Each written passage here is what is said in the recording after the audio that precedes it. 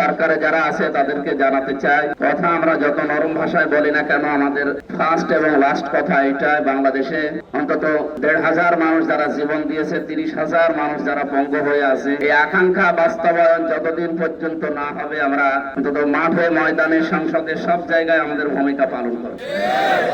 সর্বশেষ আপনারা দেখবেন, সোজা আঙ্গুলে যদি ঘি না ওঠে, আমাদের বাধ্য হয়ে আঙ্গুল বাঁকা করা লাগবে। আঙ্গুল যদি দেশের মানুষেরা একবার বাঁকা করে, হাসিনার যে পরিণতি হয়েছে, আমার বিশ্বাস আপনাদেরও সেই পরিণতি হবে। জুলাইয়ের সর্বোচ্চ আকাঙ্ক্ষা ছিল এই দেশে যেন কোনো বৈষম্য না, অথচ নির্বাচিত হওয়ার পরে দেখতে পেলাম সব জায়গায় তারা বৈষম্য অলরেডি আরম্ভ করে দিয়েছে। কুষ্টিয়া সহ বাংলাদেশের প্রত্যেকটা জেলা পরিষদে তাদের মন মতো লোক, যারা বেশিরভাগ জেলায় পরাজিত, তাদেরকে এসিআর গুলোতে বসিয়েছে। এরকম প্রত্যেকটা জায়গা আমরা দেখতে পাচ্ছি। যতগুলো অফিস আদালত আছে, মেধার ভিত্তিতে না দিয়ে এরা এখন কোটার ভিত্তিতে দেওয়া আরম্ভ হয়েছে। সুতরাং এটা বন্ধ না করলে আগামী এই কারণেই আমরা দল মত নির্বিশেষে 11 দল শুধু না, আমার মনে হয় এখন সব দল এই কর্মসূচিতে একাত্মতা ঘোষণা দিয়েছে।